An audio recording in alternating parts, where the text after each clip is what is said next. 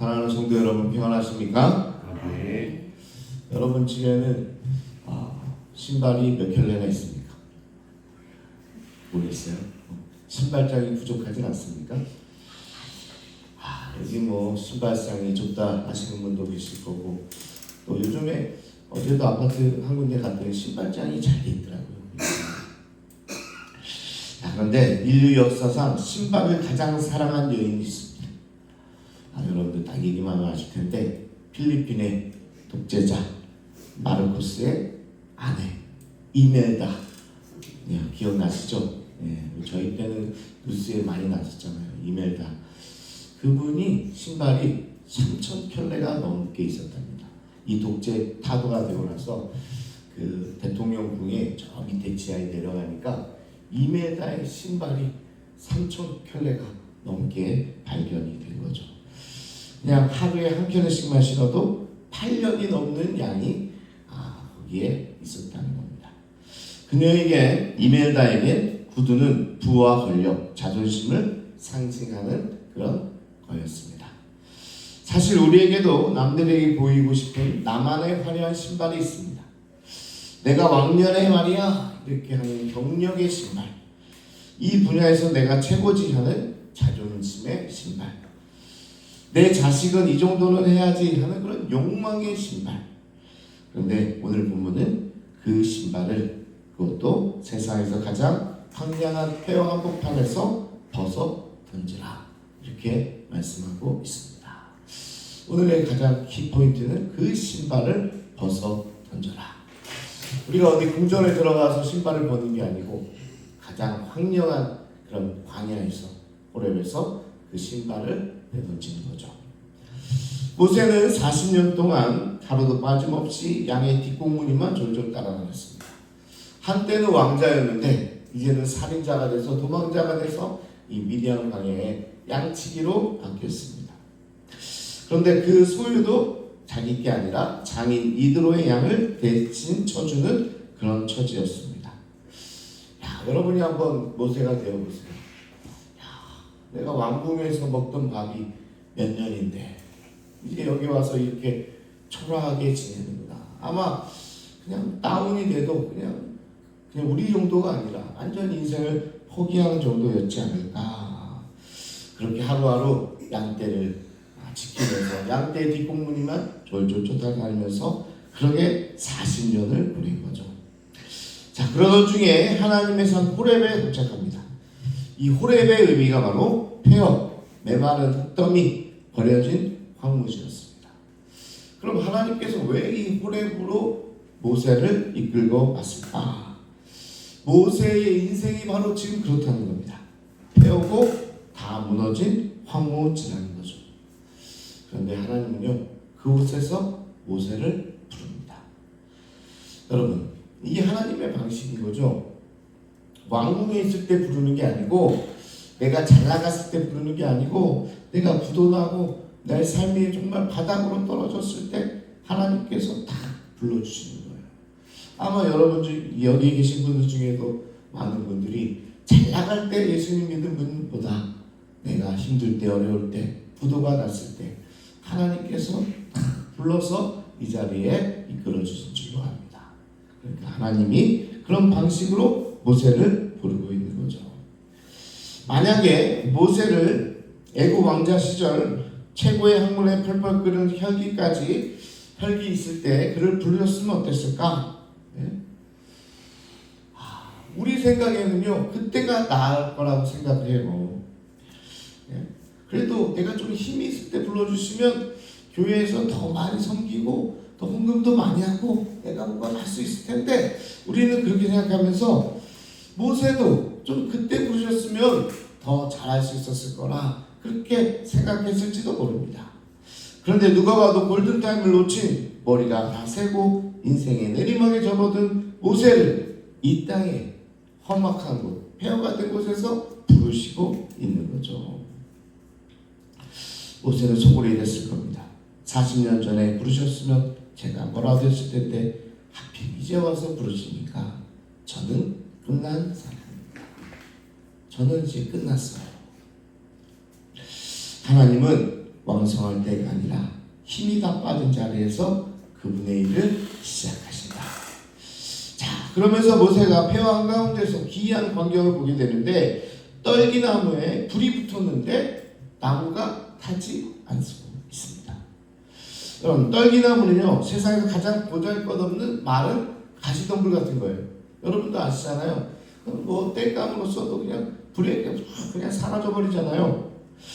그런데 여름 열기에 저절로 불이 붙었으면 순식간에 타서 재가 되어버려야 되는데 불이 붙었는데 타지 않는 겁니다. 비결이 뭘까? 불꽃 한가운데 하나님이 함께 계셨기 때문에 그렇습니다. 여러분, 여기서 불은 하나님이고요, 떨기나무는 연약한 이스라엘 백성입니다. 불이 나무를 삼키지 않는다는 것은 하나님이 하찮은 백성을 결코 저버리지 않는다는 것입니다. 이해가 되시죠? 이 가시덤불 같은 것, 이 떨기나무가 바로 우리와 같은 존재입니다. 우리가 쉽게 지치고 실패하고 좌절하는 가운데 그 나무를 없애지 않으시고 보존하고 계시는 분이 하나님이시죠. 우리가 어려울 때 이렇게 울부짖습니다. 하나님, 왜 저를 이 불 속에 버려두십니까? 그런데 오늘 본문이 답하는 거예요. 하나님은 우리의 고통을 멀찍이서 구경하는 소방관이 아니시다. 7절 8절에 보면 하나님이 내가 내려가서 라고 이야기하시는데 저 위에서 팔짱 끼고 계시는 분이 아니라 친히 뜨거운 고통 불꽃 한복판으로 내려와서 우리와 함께 타오르시는 분이 바로 우리 하나님이시다라는 거죠. 하나님은 구경뿐이 아니라 불꽃 한복판으로 내려오시는 임마누엘이시다. 이게 중요한 거예요. 우리가 보통요, 우리가 막 타고 있을 때 하나님 이 고난을 어떻게 합니까? 그러면 하늘에서 소화기를 가지고 내려와가지고 그냥 불을 쫙 꺼주면 그게 좋을 것 같죠? 그것보다 더 좋은 게 뭐냐? 그 불꽃 가운데 하나님이 함께 하시는 거예요. 그 어려운 고난 가운데 하나님이 함께 하시는 거예요. 여러분, 우리가 고난이 찾아올 때 그거 한번 해결한다고 그럼 다시는 고난이 안 옵니까? 아니에요. 끝나면 더 큰 고난이 찾아와요. 더 어려운 고난이 찾아와요. 우리의 인생이 그게 계속됩니다. 그래서 그냥 한번 일시적으로 딱 이 고난을 해결해주고 가시면, 그리고 저 하늘나라 가셔가지고 내가 어떻게 사는지도 모른다면, 구경꾼으로 계신다면 그게 복이 아닙니다. 오히려 고난의 한복판에서 함께하는 게 복인 거예요. 그리고 붙들어 주시는 거 그게 복인 거예요. 그 고난을 어떻게 이기게 하는지 하나님의 도우심으로 이기게 해주는 게 그게 복이라는 겁니다. 그래서 하나님 다른 이 종교의 신은요 다 저 멀리 떨어져 있어요. 그리고 가끔씩 도와주는 게 신입니다. 그런데 하나님은 임마누엘, 그 고통의 현장에 함께 계시는 분이에요. 그 고통 가운데 우리의 손을 붙들어 주시는 거예요. 그 불꽃 가운데 있지만, 그 고난 가운데 있지만 주님이 함께 하신다. 이게 바로 오늘 이 상징이라는 겁니다. 자, 그렇게 이 떨기나무, 불이 타지 않는 희한한 광경을 보고 모세가 다가섭니다. 그때 목소리가 들리는 거죠. 모세야, 모세야. 여러분, 한번 차이를 느낄 수 있습니까?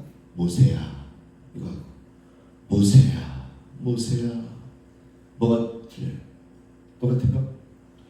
이 당시에 이 고대 샘족 문화에서는요, 누군가 이름을 두 번 거듭 부르면 깊은 애정과 친밀함이 여기에 들어있다고 합니다. 지금도 그렇게 느껴지지 않아요? 그냥 다니라! 이렇게 부르고 다니라, 다니라 이렇게 불러주면 야, 하나님께서 우리를 사랑하는 마음으로 불러주시는 거죠. 이렇게 두 번 불러주십니다.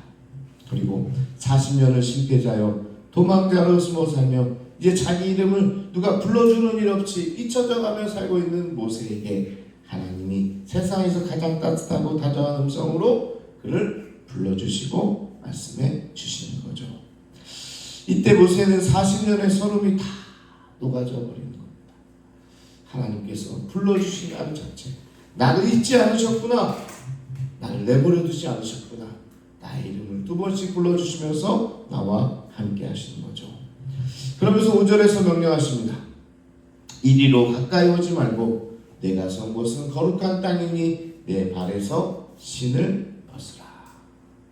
신을 벗으라. 고대 근동에서 신을 벗는다는 건 두 가지 의미가 있었습니다. 하나는 거룩하신 분 앞에서 내 모든 권리를 내려놓겠다는 복종. 그러겠죠. 다 내려놓겠습니다. 아까 우리 욕망의 신발도 있고 자존심의 신발도 있고 물질의 신발도 있었는데 하나님 앞에서 그거 신고 있으면 되겠습니까? 다 벗어던지면서 복종하겠다. 자, 두 번째로는요. 주인이 편히 들어와서 쉬라는 환대의 초청이 여기에 들려 있습니다. 우리나라 문화가 그렇잖아요. 주인이요, 우리 손님을 부릅니다. 우리를 불러 초대해. 딱 초대해서 집에 가보면 어떻게 해요? 신발 신고 안방까지 가죠? 아니잖아요. 신발을 벗는 거죠. 그때 신발을 벗는 것은 손님의 귀한 초대에 응답하는 겁니다. 환대에 응답하는 거죠. 더 이상 신발을 벗었다는 의미는 죄인이 아니라 손님이라는 뜻입니다. 그래서 이제 모세가 그냥 하나님과 떨어져 있는 손님이 아니라 가족으로 묶여지는 사건이 바로 오늘 여기에 있다라는 겁니다. 모세야, 그동안 애굽 왕자라는 화려한 신발 신고 내 힘으로 해보려다가 상처받았지. 모세야, 미디안 목자라는 실패의 신발을 신고 평생 억울함에 젖어 살았지. 이제 그 신을 벗고 나와 함께하자. 이렇게 말씀하고 있는 거죠. 내 고집과 권리를 다 내려놓고, 고집도 있고 권리도 있는 거예요. 손님이라는 권리, 또 어떤 욕망이라는 신발, 그거 다 내려놓고 이제는 나와 함께 내 품으로 들어오너라. 낯선 땅 나그네였던 모세가 신을 벗는 순간 하나님의 가족, 또 하나님의 게스트가 되는 겁니다. 그리고 가까워지는 거죠. 여러분, 이게 바로 모세의 부르심입니다. 하나님께서 모세를 부르시는 사건이 바로 오늘 말씀인 거죠. 그걸 소명이라고 부르는데 우리에게도 다 소명이 있습니다. 하나님의 부르심이 있었기 때문에 이 자리에 서게 된 거예요. 목회자만 부르는 거 아니에요. 목사님만 부르는 거 아닙니다. 모든 사람을 하나님께서 부르시는 거예요. 우리 또한 하나님께서 부르실 때 이 신발을, 여러분이 신고 있는 신발을 벗어 던지시기 바랍니다. 왕년에 내가 말이야, 내가 이렇게 장난하는데 그걸 여전히 얘기하시는 분도 있어요. 예수 믿고 나면요, 그거 다 쓰잘데기 없는 거예요. 삼천켤레 다 나중에 그 입에다가 씌웠겠어 다 버려지는 거예요. 우리도 그 욕망의 신발을 다 벗어 던지고, 또 신발을 벗어야 하나님의 가족이 되는 거죠. 하나님의 게스트가 되는 겁니다. 그래야 하나님의 환대를 받을 수 있게 된다. 그게 소명받은 자의 삶입니다. 여러분도 그렇게 살아가기를 축복합니다. 나도 하나님께 부르심을 받았으니 그 전에 모든 것 다 내던지고, 또 하나님의 부르심을 받았으니 이제 손님으로 신발 벗고 주님의 전으로, 주님의 품으로 나아가시는 여러분 되기를 축복합니다. 오래전에 아프리카의 한 척박한 한센병 환자촌에서 평생을 바친 선교사님이 계셨어요. 의사이면서 선교사죠. 그는 본래 영국의 부유한 가문에서 태어나 최고의 의학 교육을 받은 촉망받는 외과 의사였습니다. 세상 기준으로 가장 화려하고 단단한 명예의 신발을 신은 사람이었어요. 그가 모든 걸 내려놓고 아프리카로 떠나겠다고 하자 동료들은 뭐라 그래요? 너 미쳤냐? 야, 너 여기 있으면 최고가 될 수 있는데 거기를 왜 가겠다는 거야? 그런데도 이 선교사님이 순종하며 아프리카로 가게 되죠. 몇 년 후에 그의 노 스승이 제자가 걱정되어서 아프리카 병원을 불쑥 찾아오게 됩니다. 마침 이 선교사님은 한센병으로 발이 뭉개지고 진물이 흐르는 흑인아이의 발을 자기 무릎에 올려놓고 치료해주고 있었습니다. 흙바닥에서 땀을 뻘뻘 흘리면서 상처를 소독하고 있던 거죠. 그러니까 이 선생님이 와가지고 혀를 찹니다. 아이고, 자네 어쩌다 이 지경이 됐나. 영국에 그냥 남았으면 최고급 수제화를 신고 대리석 바닥을 걸으면서 온갖 명예를 누렸을 텐데 왜 이 먼지 구덩이에서 맨발로 고생을 사서 하나 지금이라도 돌아가세요 얘기를 하는 거예요. 그랬더니 이 선교사님이 제자가 환자의 붕대를 다 묶어준 뒤에 미소로 답합니다. 교수님, 저는 영국에서 신던 무겁고 거북한 신발을 다 벗어 던졌습니다.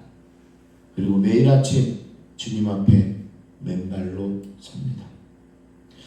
먼지투성이 병원 바닥이 저에게는 가장 거룩한 땅이기 때문에 그렇습니다. 교수님, 화려한 신발을 신었을 때마다 저는요 밤마다 불안해서 잠을 설쳤습니다. 그리고 그 신발을 벗어던진 지금은 하나님의 완벽한 평안이 제 영혼을 가득 채우고 있습니다. 여러분, 이 의사라는 세계가요 의사만 되면 되는 게 아니라 또 거기서 경쟁을 하잖아요. 근데 경쟁을 누가 해요? 최고의 급에 있는 사람하고 경쟁을 합니다. 그게 얼마나 힘든 일인 줄 아십니까? 그래서 좋은 대학을 가면요 뭐 좋은 것도 있죠. 좋은 대학 들어가서 좋잖아요. 근데 그 스트레스가 어마어마합니다. 왠지 아세요? 경쟁 상대가 다 날고 기는 애들인 거예요. 네? 그러니까 우리 반에서 꼴등하는 애는 어디 가서는 1등하는 애예요. 그러니까 그게 참 힘든 거죠. 그래서 하버드에서 자살하는 비율이 그렇게 높습니다. 아니 걔네들이 뭘 부족해? 하버드까지 갔으면요 앞길이 창창한 거 아니에요? 뭐가 돼도 그냥 졸업만 해도 어디 가서 중간 이상 합니다. 왜? 그 이름값이 있으니까요. 그런데 거기서 왜 그래요? 그 스트레스가 어마어마한 거죠. 왜? 꼴찌 하는 애도 대단한 애예요. 그러니까 거기서 살아남기 얼마나 힘들었겠습니까? 이분도 그러죠. 아주 이분 수재고 최고로 잘 나가는데 그럼에도 불구하고 의과대학에서 경쟁하는데 그때 잠도 못 자고 불안과 이 스트레스로 너무나 힘든 거죠. 그때 하나님의 부르심을 받으니까 야 그게 다 쓸모없는 일이구나. 오히려 이 아프리카 땅이 나에게 거룩한 땅이구나. 그것을 깨달은 거죠. 그러니까 돌아가겠습니까? 안 돌아가겠습니까? 오히려 저 힘들고 어려운 사람을 도우면서 그 평안함을 누리면서 살았다. 그렇게 고백하는 거죠.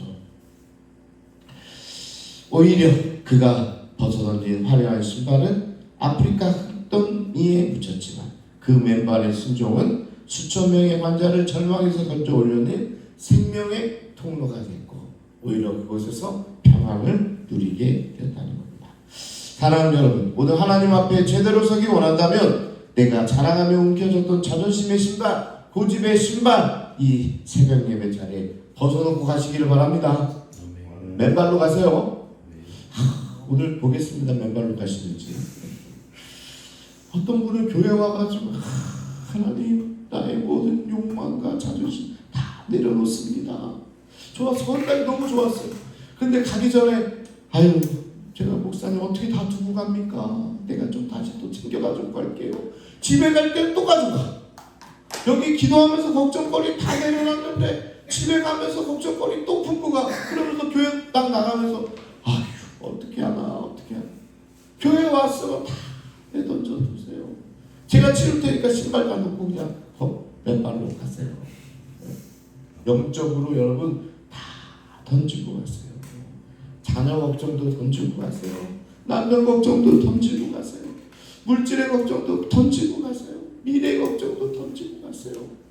여러분이 거한 땅은 거룩한 땅이니 그곳에서 하나님의 함께하심을 경험하기를 원합니다.